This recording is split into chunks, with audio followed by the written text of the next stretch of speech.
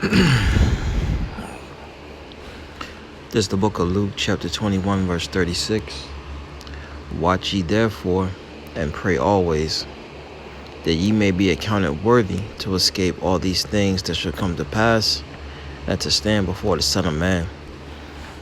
First and foremost, let give all praise, honor, and glory to the Heavenly Father's only begotten Son, Yahweh, Bahashem, Yahushai, Bahashem, Rakak, Wadash. Double honors to our apostles and elders of Great Millstone, teaching us His truth according to the Bible and rule well. Another shalom, all the sincere Akim throughout the four corners of the earth, pushing His truth through diligence and sincerity and in charity. And another shalom to all you sincere followers, believers of Yahweh Bashem Yahushai, not just hearers of the word, but doers as well, you men, women, and children of hopeful elect. Shalom. And I was just pondering on this precept, Luke 21:36. It says, watch ye therefore and pray always. What are we watching for? The prophecies. Right? Going back to Habakkuk. What's that? Habakkuk 2. It says, I will stand upon my watch and set me upon the tower, and will watch to see what he will say unto me, and what I shall answer when I am reproved.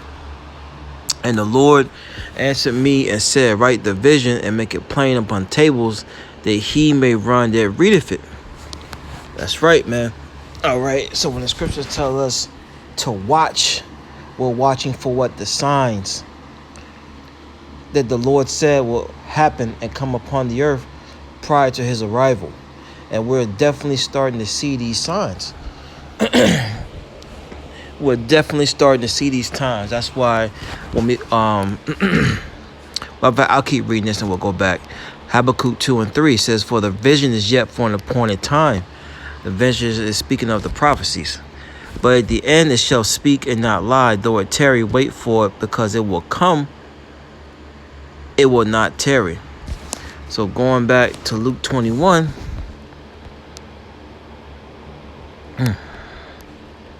Luke 21, Salakia, and 36. So when it says, watch ye therefore and pray always, we're supposed to be praying that the Lord has mercy on us in these last days.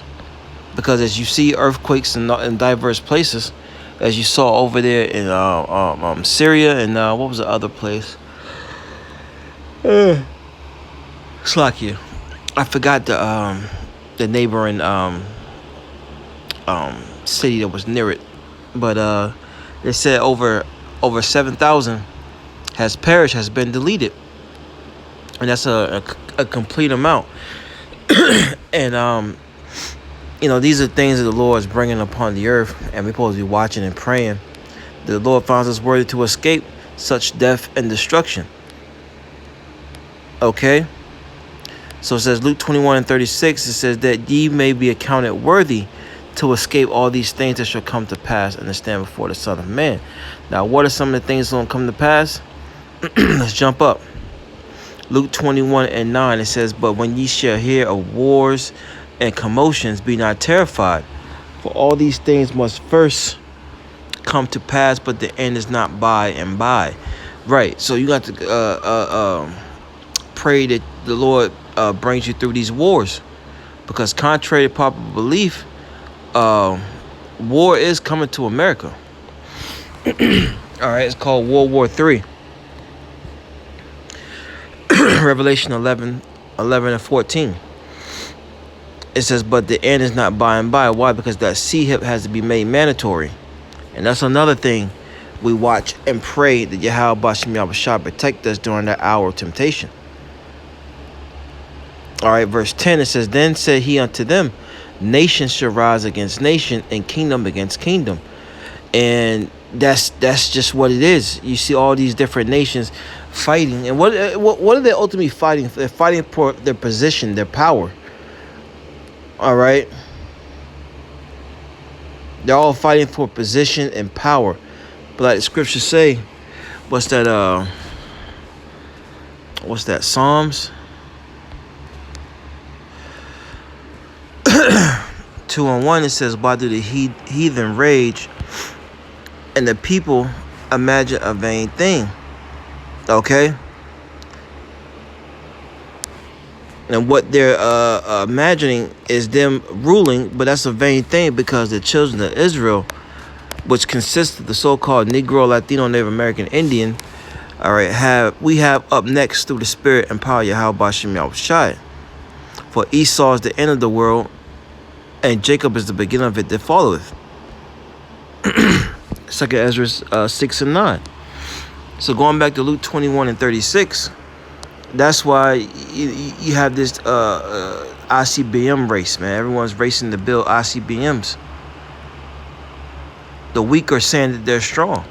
Why? Because they have nuclear capability. So that what? America, that big bully on the block, can't bully them anymore.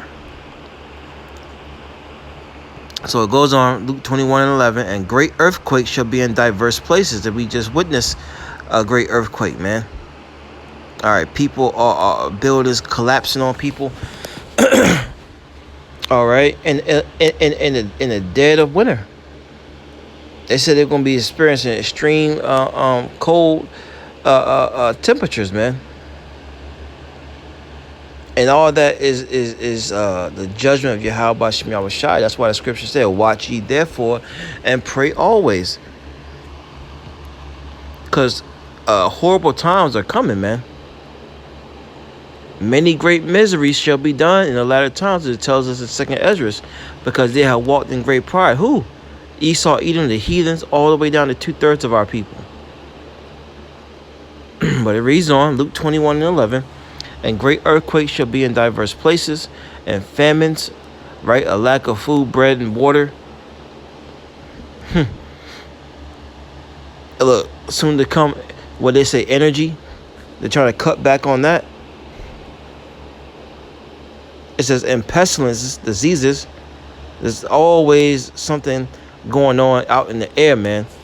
Esau, I just saw an article where, it was a pestilence in your chest, man. Okay, I don't want to, say the name of it, but you can look it up yourself. It was a new pestilence that affected your lungs, man. It affected your chest. All right, it says, and fearful sights and great signs shall there be from heaven. And what's a fearful sight? I saw a video where the Lord opened up the ground in Africa, man, where it's scientists are saying that Africa's about to be split in two. And these are great and fearful signs, man. And it's nothing for the Lord to split or tear a continent in half. All right, he's done it before through the flood.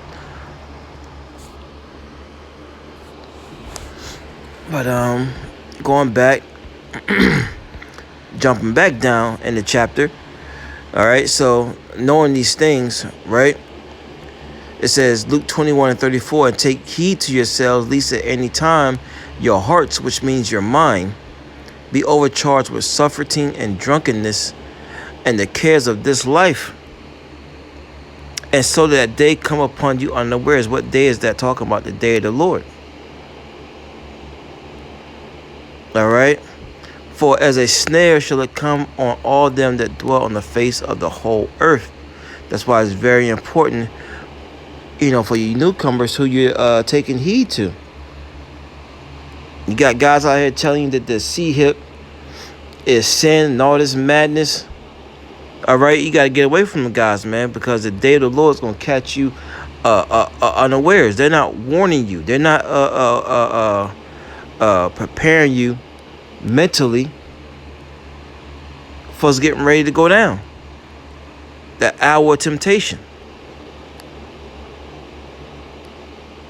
All right, the Lord told us he would give you pastors according to his heart. Jeremiah 3 and 15, that will feed you with knowledge, wisdom, and understanding. Roughly paraphrasing. All right. Let's grab one more and wrap it on up. Let's go to let's see.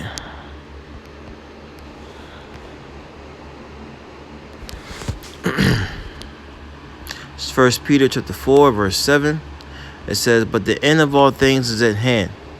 Be ye therefore sober, right?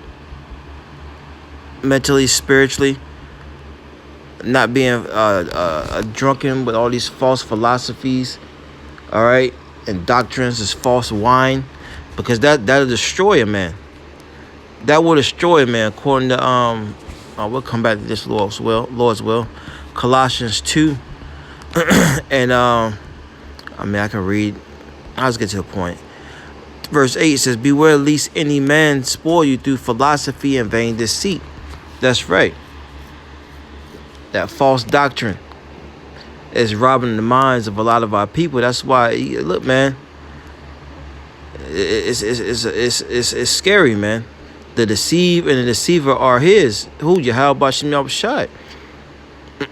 So you gotta be very careful, all right, who you're watching and listening to out here, man. Because your mind will be spoiled, all right, and you can pretty much cancel your seat on a chariot. It says, Colossians 2:8, beware lest any man spoil you through philosophy and vain deceit, after the tradition of men, after the rudiments of the world, and not after Hamashiach. So that's why the scriptures say, be sober. Because Satan is looking to what? Sift, as always. Last scripture, going back to 1 Peter 4:7. But the end of all things is at hand. What's at hand? The end of Esau's heaven, the end of his rulership.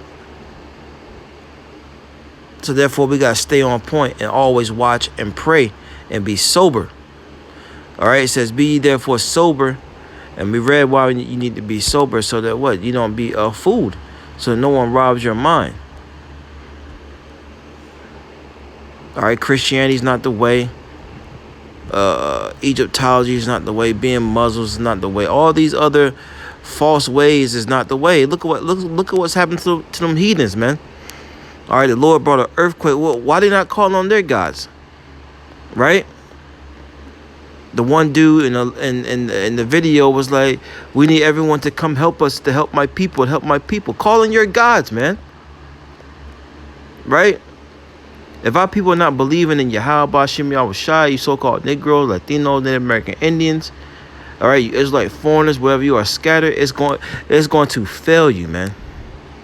Those false idols and gods are going to fail you. It reads on 1 Peter 4:1-4, and watch unto prayer. That's right. Because time's about to get bad, Akim. Agwaf. Shalom.